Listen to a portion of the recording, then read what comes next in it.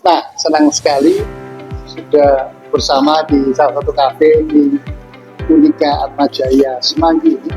Bertemu sahabat lama saya, kawan lama, satu SMA kita ya. Satu SMA di Surabaya, sudah lama banget nggak ketemu.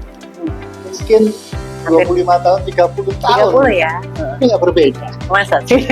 Thank you loh. Bersama saya, Ferdianti Devira. Panggilnya Devira aja boleh? Devira sekarang ada di Jakarta. Magister psikologinya juga dituntaskan di Unika Atmajaya. Ya. Jadi sekarang lagi menarik kalau kita ngomong tentang stoikisme. Yes. Kebetulan saya pada pakarnya psikolog. Ini adalah sebuah aliran, sebuah pandangan, filsafat yang sudah lama di Yunani kuno, Zaman Yunani.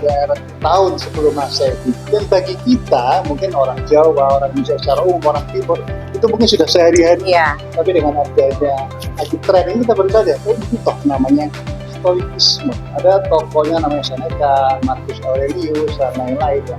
Katanya stoikisme ini dia mengajarkan bagaimana manusia bisa hidup dengan tenang. Ibu Devira, sebenarnya bagaimana sih psikolog melihat stoikisme ini dan kita menerapkannya dalam kehidupan? Oke, sebenarnya secara nggak sadar kita itu dalam kehidupan sehari-hari itu menerapkan yang namanya stoikisme. Mungkin kalau kita ngomong stoikisme itu kayaknya orang susah ya, apa sih sebenarnya stoikisme gitu kan ya? Ngomongnya susah, belibet gitu ya. Terus bukan bahasa Indonesia gitu. Mungkin kalau misalnya lebih gampang bisa dikatakan stoikisme ini adalah bentuk lain dari keikhlasan. Keikhlasan? Iya. Ikhlas. Ikhlas itu adalah ilmu tertinggi loh dalam kehidupan ini. Jadi ikhlas itu kan sebenarnya di setiap agama juga diajarkan, ya kan? Nggak cuman agama-agama tertentu.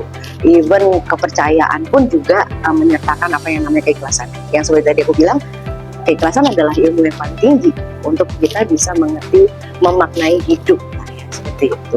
Nah, jadi sebenarnya kalau kita ngomongin stoikisme itu kan mengajarkan sebenarnya ada 4 faktor utama dari stoikisme.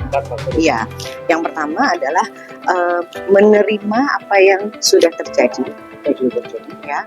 Kemudian bagaimana kita kan jadi ada yang menerima itu berarti kan kita harus tahu apa yang tidak bisa kita kontrol kita terima, ya kan? Terus kita bisa memanfaatkan apa yang tidak bisa kita kontrol itu kita bisa mencari celah sehingga kita bisa memanfaatkan. Ada opportunity-nya. Ada opportunity. Kemudian bagaimana kita mengendalikan atau mengelola emosi kita menghadapi kondisi tersebut, ya kan? Lalu yang terakhir adalah bagaimana kita melihat itu dengan kebijakan, kita. Nah, kalau misalnya kita ngomongin sesuatu yang bisa dikontrol, ya kan? Itu seperti misalnya pikiran, ya kan, kemudian perbuatan atau tindakan kita itu kan bisa dikontrol. Kita masih bisa, oh ya kita mau jalan nggak ya? Kita tuh masih ada pause-nya gitu kan ya. Tapi kalau yang nggak bisa terkontrol kayak cuaca, terus habis itu sesuatu yang terjadi di luar kontrol kita kayak misalnya kesehatan atau yang nggak usah jauh-jauh deh kondisi negara kita saat ini, ya kan?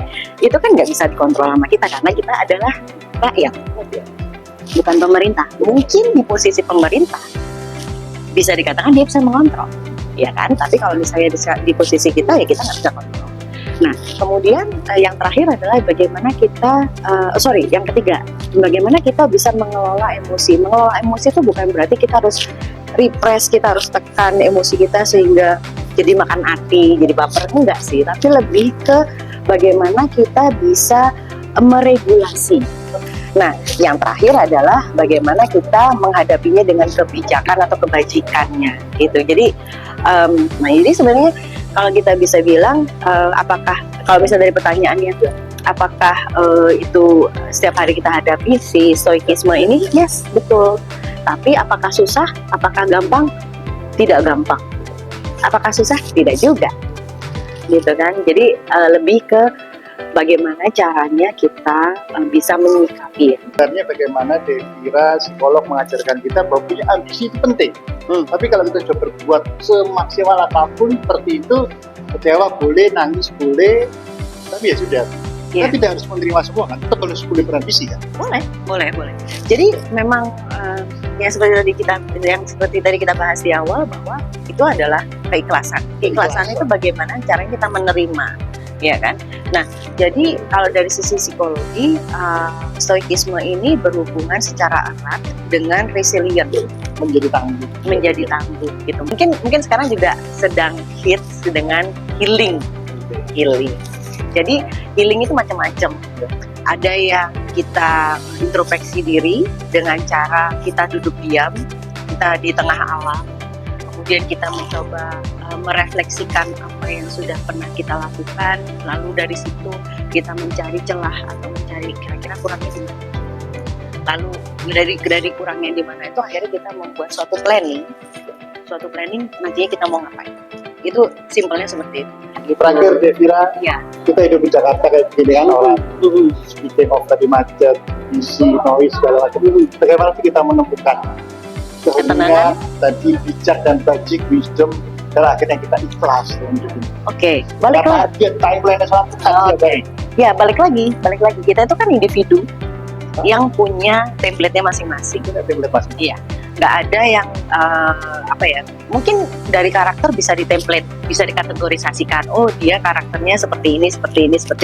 Yang MBTI ada kan, yang INJ apalah segala macam itu.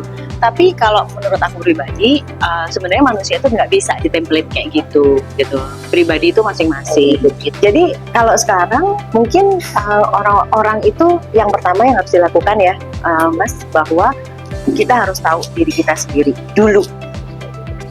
Caranya gimana? Kalau misalnya nggak bisa mencari tahu tentang diri kita sendiri, bisa dengan ngobrol dengan orang lain, bisa juga ngobrol dengan psikolog mungkin, bisa juga ngobrol dengan konselor, bisa juga ngobrol dengan life coach gitu kan. Pokoknya siapa yang membuat diri kita nyaman untuk bisa dijadikan sparring partner ngobrol, dan di situ nanti ada prosesnya sampai kita benar-benar menemukan, oh ini yang membuat saya menjadi lebih tenang.